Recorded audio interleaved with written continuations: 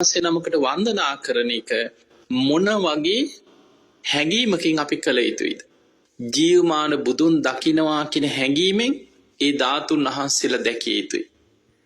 ජීවමාන බුදුරජාණන් වහන්සේට වන්දනා කරනවා කියන හැඟීමෙන් ඒ ධාතුන් වහන්සේලාට වන්දනා කර යුතුයි. ඒකට හේතුව ඒ ධාතුන් වහන්සේලා වෙන කාගේවත් ශාරීරික කොටසක් නෙමෙයි. දෙතිස් මහා පුරුෂ ලක්ෂණ වලින් යුක්ත ඒ සම්බුදු සිරුර බුදු කෙනෙකුගේ ඒ ශ්‍රී ශරීරයේ වැඩ සිටිය ඒ උත්තම ධාතුන් වහන්සේලා ඒ ශරීරෙම කොටසක්. බුද්ධ අධිෂ්ඨානය මතයි ඒ ධාතුන් වහන්සේලා අදටත් දෙව් මිනිසුන්ගේ වන්දනා ලබමින් ලෝකෙ වැඩ ඉන්නේ. ඒ නිසා ඒ ධාතුන් වහන්සේලා දකිනකොට මං බුදුරජාණන් වහන්සේව දකින උන්වහන්සේගේ ශ්‍රී ශරීරයේ වැඩ සිටිය ධාතුන් වහන්සේ නමක් නේද මං දකින්නේ.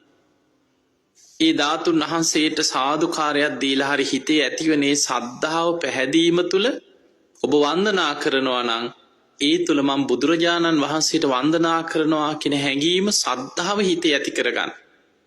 බුදුගුණ අචින්ත්‍යයි. අචින්තියේසු පසන්නානම් විපාකෝ හෝති අචින්තියෝ කියනවා. ඒ අචින්ත්‍ය බුදුගුණ ගැන හිත පැහැදුනා නම් ලැබෙන විපාකයක් අචින්ත්‍යයි. ඒ නිසා ඔබ දැන් ඉදිරි තව දින කීපයක් තියෙනවා මේ දළදා වන්දනාව ආරම්භ කෙරෙන්න.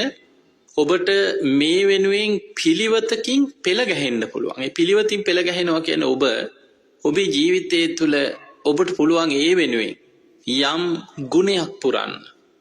ඔබ සාමාන්‍යයෙන් පන්සිල් සමාදන් වෙලා මේ ශික්ෂාපද පන්සිල් පද පහව රැක ගන්න බැරුව අමාරුවෙන් හිටියානම් අඩුම ගානේ මේ දවස් 3-4 ඉදිරි දින කීපේ මේ දළදා වන්දනා දළදා වහන්සේ දැක බලා ගන්න තෙක් මම මගේ ජීවිතය තුළ මේ උතුම් ශික්ෂාපද ටික කොහොම හරි ආරක්ෂා කරගන්න.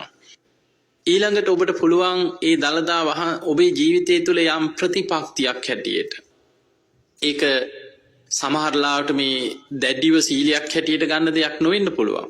ඒ ගැන නොයෙක් මත තියෙන්න පුළුවන්. නමුත් ඔබට පුළුවන් ඔබේ ජීවිතය තුළ මං මේ සත්තුන්ගේ කොටස් සත්ව මස් මාංශ මේවා ආහාරයට නොගෙන මගේ ජීවිතය තුළ මං නිර්මාංශ වෙනවා. මේ දළදා වහන්සේ දැකලා වන්දනා කරගන්න මට ඒ පිනේ ඒ මගේ කැපකිරීම ඒ ගන්න උත්සාහය මට අවස්ථාව සැලසේවා. ඒක යම්කිසි ප්‍රතිපක්තියක් ඒ වෙනුවෙන් යා පුරනවා. ඊළඟට තමන්ට පුළුවන් නම් පංචශීලයටත් එහා ආජීව අෂ්ටමක සීලේ උපෝසත සීලෙ නෙමේ ආජීව අෂ්ටමක සීලේ ආර්ය අෂ්ටාංගික මාර්ගයේ මාර්ගාංග 3ක් තියෙනවා. සම්මා වාචා සම්මා කම්මන්ත සම්මා ආජීව. ඒ තමයි සීලස්කන්ධයට අයිති කොටස. තමන්ගේ වචනෙන් බොරු කේලම් පරුස වචන හිස් වචනේ හොඳට සංවර කරගන්නවා. මේ වචනෙන් වෙන වැරදි 4කින් වළකිනවා. ඊළඟට කය මුල් කරගෙන ප්‍රාණඝාත හොරකම් වැරදිකාම සේවනයේදීම් කියන මේ කාරණා 3න් කය සංවර කරගන්න. මං කිසිම විදිහකට මේ අකුසලයකට වැටෙන්නේ. ඊළඟට ආජීවයේ තුල මිත්‍යා ආජීවයෙන් තමන් ජීවත් වීම පිණිස වැරදි දෙයක් පව්කමක් අනුන්ගේ දෙයක් කඩා වඩා ගන්න දෙයක් එවැනි දේවල් වලින් මං ජීවත් වීම පිණිස මට අයිති නැති කිසිම ක්‍රමයකින් මං එවැනි වංචනික ජීවිතයක් ගත කරන්නේ. මං සාධාරණ ධාර්මිෂ්ඨ ජීවිතයක් ගත කරන සම්මා ආජීවයෙන් ජීවත් වෙනවා.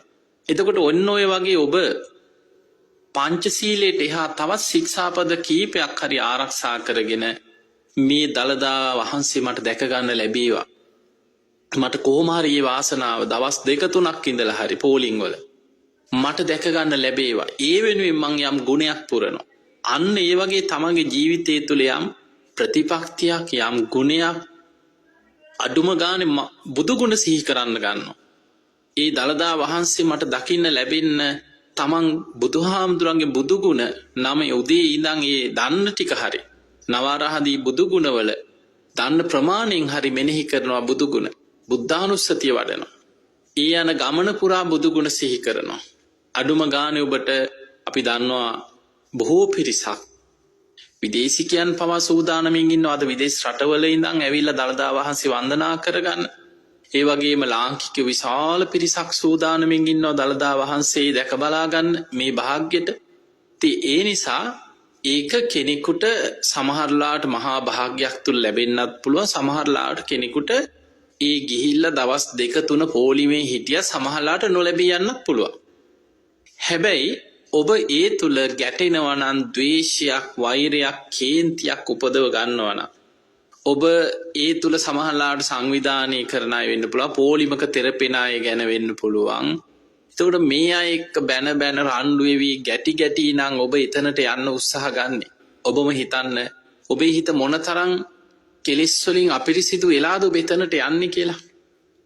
අන්න ඒ නිසා ඔබට මේ ගමන ඇත්තට මේක අභියෝගයක්.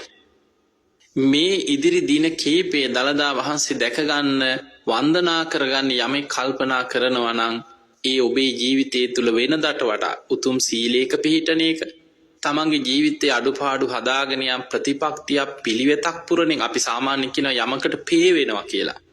තමන් ඒ වෙනුවෙම සූදානම් වෙනවා දින කීපයක්. ඒ නිසා උදේ ඉඳන් බුදුගුණ සිහි කළ, බුද්ධ වන්දනාවක් කළා, තමන්ගේ ඉෂ්ට දේවතාවුරු, තමන් ආරක්ෂා කරන දෙවිවරුන්ට හරි පින් දීලා දෙවියන්ගෙන් ඉල්ලීමක් කරනවා, මට දළදා වහන්සේ දැක බලා ගන්න මට මේ අවස්ථාව සලසලා දෙන්න, මට උපකාර කරන්න. මම මේ වගේ ගුණයක් පුරන කෙනෙක්, මම මේ වගේ ප්‍රතිපක්තියක් පුරාගෙන මේ දළදා වහන්සේ දකින්න, වන්දනා කරන්න යන්න සූදානම් වෙන කෙනෙක්. ඒ නිසා මට උපකාර කරන්න. අන්න ඒ වගේ යම් කිසි තමන්ගේ ජීවිතය යම් කැපකිරීමක් කරන. අපි දන්නවා, මං ඊයේ පෙරේද දවසක කෙනෙකුට කතා කරපුවාම ඊටාම සද්ධාවන්ත කෙනෙක් දැන් මේ දින ගණනාවක් තිස්සේ ඒ වෙනුවෙන් පේ වෙනවා. ඒ වගේම ජයශ්‍රී මහා බෝධීන් වහන්සේ රුවන්වැලි මහා සෑයට ගිහිල්ලා වට 7ක් මහා සෑයේ වටා බුදුගුණ කිය වන්දනා කරලා අදිෂ්ඨානයක් කරා කිය මහා සෑයට හිස තියාගෙන ඒ උත්තම දළදා වහන්සේ මට සියසින් දැක ගන්න ලැබේවා. අන්න බලන්න, කෙනෙක් ඒ වෙනුවෙන් තමන්ගේ ජීවිතය තුළ ලොකු කැපකිරීමක් කරනවා. දින ගණනාව ගණන් පේ වෙලා ඒ උත්තම මහා සෑ රජාණන් වහන්සේ, ජයශ්‍රී මහා බෝධීන් වහන්සේ, එතකොට ඒ පුණ්‍ය භූමිය වලට පවා ගිහිල්ලා වන්දනා කරලා තමන්ගේ අරමුණ අදිෂ්ඨාන කරගෙන අදිෂ්ඨානයක් තුල තමන් ඉදිරි සතිය දෙක ගත කරනවා. ඒ අවස්ථාව තමන්ට ලැබෙන තේ. ඒ නිසා ඔබේ ජීවිතයේ තුල යමක් වෙනුවෙන් කැපකිරීමක් කරන්න. ඒ කැපකිරීමක් තුල ලැබෙන අවස්ථාව තමයි කෙනෙකුට ඊටාම වටිනා දෙයක් බවට පත් වෙන්නේ. සමහර වෙලාවකයි මෙන්න මේ වගේ දේවල් එක්ක ගැටෙන්න, තරහක්, අමනාපයක්, කේන්තියක්, ද්වේෂයක් ඇති කරගන්න මට්ටමට හිත නොමග යන්න ඉඩ තියන්න එපා. අන්න ඒක තමයි වැදගත්ම දේ. ඒ නිසා හිත රැක ගන්න බුදුරු පවා පහළ වෙලා අපිට පෙන්නලා දෙන වැදගත්ම දේ, ප්‍රධානම දේ මනෝපුබ්බංගමා ධම්මා. මනස තමයි සියල්ලට මුල් වෙන්නේ. ඒ නිසා ඒ මනස රැක ගන්න, හිතේ සද්ධාව බලවත් කරගන්න. බුදුගුණම සිහි කර කර පියවරෙන් පියවර ඒ ගමනට ඔබ සූදානම් වෙන්න. ඒ වන්දනාවට ගෙයින් එළියට බහිනකොට බුදුන් වන්දලා බුදුගුණ සිහි කරලා පියවරෙන් පියවර බුදුගුණ සිහි කරමින් ඒ ගමන යන්න.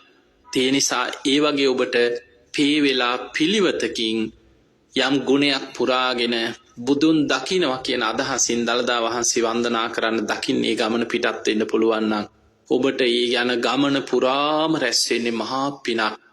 මෙපමණයි කියලා සීමා කරන්න බැරි විශාල පුණ්‍යස්කන්ධයක් ජීවිතේ ඔබට ඒ ගමන තුල එකතු කරගන්න, රැස් කරගන්න වාසනාව ලැබෙනවා.